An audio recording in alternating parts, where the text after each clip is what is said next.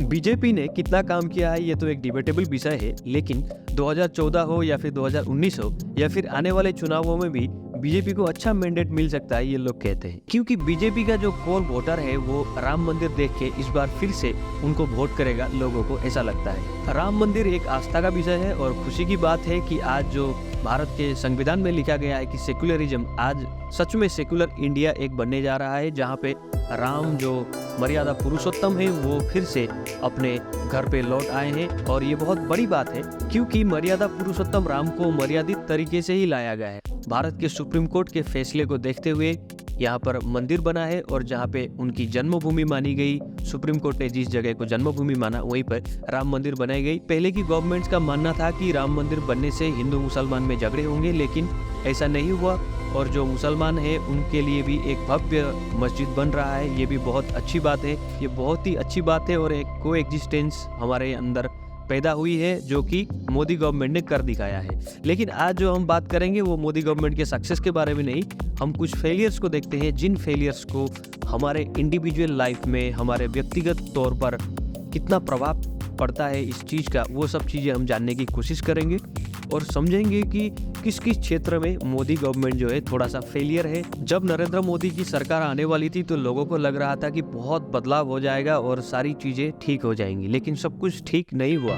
जैसे हम अनएम्प्लॉयमेंट का मुद्दा उठा सकते हैं। बहुत साल पहले से ही हमारे यहाँ पे एम्प्लॉयमेंट एक्सचेंज है, लेकिन एम्प्लॉयमेंट एक्सचेंज अच्छे से काम नहीं करता है। एम्प्लॉयमेंट एक्सचेंज के क्या क्या काम है मैं स्क्रीन पर आपको दिखा रहा हूँ। ये 3-4 काम इसके बहुत बड़े बड़े काम है, लेकिन ये अच्छे से काम नहीं करता है और किसी भी गवर्नमेंट ने इसको रिफॉर्म करने की कभी कोशिश नहीं की। और इस बात पे नरेंद्र मोदी की सरकार भी फेलियर रही है और उसने कुछ रिफॉर्म नहीं किया अभी भी। इसीलिए भारत में एम्प्लॉयमेंट या फिर अनएम्प्लॉयमेंट का डाटा जो है वो अवेलेबल नहीं है, क्योंकि एक्यूरेट डाटा एम्प्लॉयमेंट एक्सचेंज से ही निकल सकती है। एम्प्लॉयमेंट एक्सचेंज में रजिस्टर करने के बाद ही आपको सरकारी नौकरी मिलती है, लेकिन प्राइवेट सेक्टर में या फिर यूँ कहे कि अनऑर्गेनाइज सेक्टर में ये सब चीज़ लागू नहीं होती है। इसीलिए एम्प्लॉयमेंट एक्सचेंज को पता ही नहीं चलता कि कौन सा इंसान एम्प्लॉयड है और कौन सा अनएम्प्लॉयड है। उनके पास अच्छे से डेटा नहीं है। अलग अलग एजेंसीज डेटा निकालने की कोशिश करती है, लेकिन एक्यूरेट डेटा जो है वो एम्प्लॉयमेंट एक्सचेंज के थ्रू ही निकल सकती है अभी जो सिस्टम है।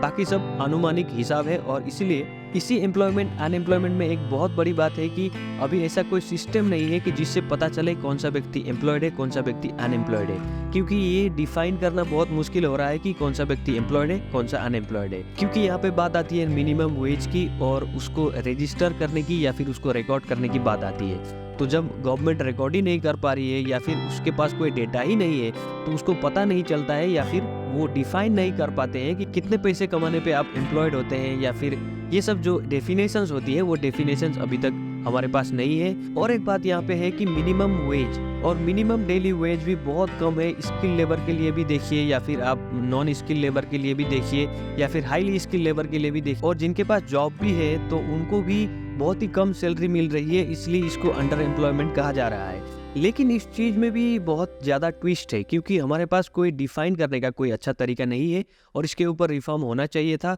लोगों को बहुत आशाएं थी मोदी गवर्नमेंट से और ये चीज़ वो अभी तक नहीं कर पाए हैं। फिर सबसे बड़ी बात होती है सिक्योरिटी की बात, इंटरनल सिक्योरिटी की बात। इंटरनल सिक्योरिटी में भी मणिपुर की हालत आप देखेंगे तो आपको पता चलेगा बहुत कुछ हो रहा है वहाँ पे और गवर्नमेंट बहुत कुछ काम नहीं कर पा रही है। सेंट्रल पुलिस फोर्स में अभी भी 7% जो वैकेंसीज है उसको अभी फिलअप नहीं किया गया है। और अब अगर आप जुडिशियल सिस्टम को देखेंगे इसमें भी बहुत फेलियर है, क्योंकि जुडिशियल सिस्टम को आप देखेंगे तो 5 करोड़ से ज़्यादा अभी भी केसेस पेंडिंग है।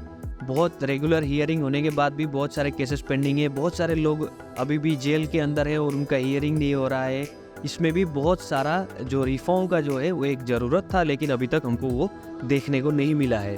और अगर आप एससी की बात करें, सुप्रीम कोर्ट की बात करें तो वहाँ पे भी अभी 69K के आसपास आपकी जो है केसेस पेंडिंग है और लगातार वो लोग काम कर रहे हैं, लेकिन अभी तक उसमें बहुत ज़्यादा अच्छा सुधार हमको देखने को नहीं मिला है। और सबसे बड़ी बात होती है कि हमको जीडीपी बोल के बुड़बक बनाया जा रहा है। जीडीपी से या पर कैपिटा जीडीपी से हम जैसे आम लोगों के ज़िंदगी में कुछ बदलने वाला है नहीं। ये चीज़ ऐसी है जैसे शेयर मार्केट दिखा करके किसी किसान को बुड़बक बनाया जाता हो, तो ये सब चीज़ों में भी कुछ नहीं है। तो फिर डिफेंस इनोवेशन में देखें तो डिफेंस इनोवेशन में भी कोई खास हमको देखने को नहीं मिला है। हालांकि बहुत साल पुराने जो प्रोजेक्ट्स थे उनमें अभी थोड़ी सी सफलता देखने को मिल रही है। कि एक बहुत ही घटिया काम मुझे तो लग रहा है कि 100 दिनों के अंदर उन्होंने पूरा रिसर्च एंड डेवलपमेंट करके एक बढ़िया सा राइफल निकाल दिया है जिसको उग्रम बोल रहे हैं। अगर 100 दिनों में बन सकता था राइफल तो 9 सालों से ये लोग क्या देख रहे थे, ये समझ में नहीं आता है। ये भी एक बहुत ही इम्पोर्टेंट चीज़ है जो हमको समझनी चाहिए, क्योंकि ये सिक्योरिटी हो गया या फिर डिफेंस की बात करें तो व्यक्तिगत लाइफ में बहुत ज़्यादा इम्पोर्टेंट चीज़ होता है, क्योंकि कुछ भी हो सकता है कभी भी। हमें सतर्क रहना चाहिए। जैसे कि हालत है दुनिया की, जैसे रशिया यूक्रेन का वॉर चल रहा है, अब इजराइल हमास का जो झगड़ा चल रहा है वो देखेंगे तो बहुत सी चीज़ें दुनिया में हो रही है। जैसे सी रूट्स में परिवर्तन करने पड़ रहे हैं, क्योंकि बहुत सारे आतंकवादी संगठन जो है इधर उधर एक्टिव दिखाई दे रहे हैं। तो ऐसी बहुत सी चीज़ें हैं जो बहुत इंपॉर्टेंट रोल प्ले करती है हमारे लाइफ में, क्योंकि इन्फ्लेशन बढ़ जाता है, कुछ हो जाता है, हमें जो सप्लाई है अच्छे से नहीं मिल पाती है। ये भी बहुत बड़ी चीज़ होती है एक आम व्यक्ति के ज़िंदगी में भी। भारत के स्वाधीन होने के बाद से हमने बहुत बड़े बड़े ब्लंडर्स किए हैं। जैसे यूएन में हमने मेंबरशिप नहीं लिया या फिर सिक्योरिटी काउंसिल में हम नहीं घुसे। और देखते ही देखते अगर आप न्यूक्लियर टेक्नोलॉजी के बारे में भी देखेंगे तो हम बहुत स्लो चले।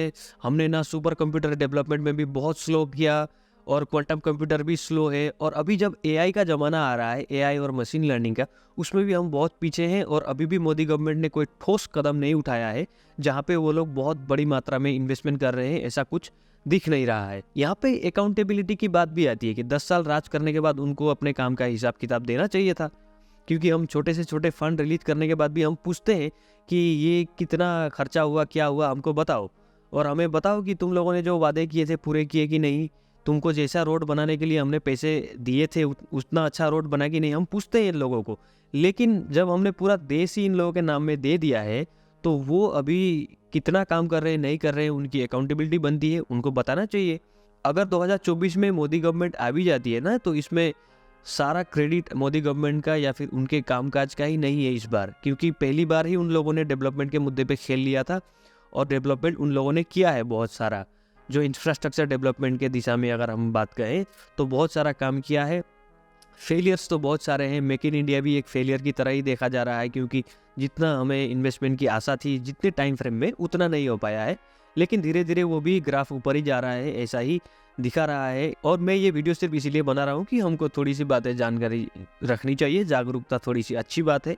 आप किसको वोट देना चाहते हैं, किसको नहीं देना चाहते, वो आपकी व्यक्तिगत राय है। और आप राम मंदिर के मुद्दे को लेकर भी मोदी को वोट कर सकते हैं, ये आपकी बात है। ये तो हम फ्री कंट्री में रहते हैं तो हम कैसे भी सोच सकते हैं, लेकिन कुछ चीज़ें हमको जाननी चाहिए, समझनी चाहिए। अगर आपको ये वीडियो पसंद आया तो प्लीज़ लाइक, कमेंट, शेयर थोड़ा सा कर दीजिए। थोड़ा सब्सक्राइब भी अगर हो सके तो कर दीजिए। धन्यवाद। जय हिंद, जय भारत।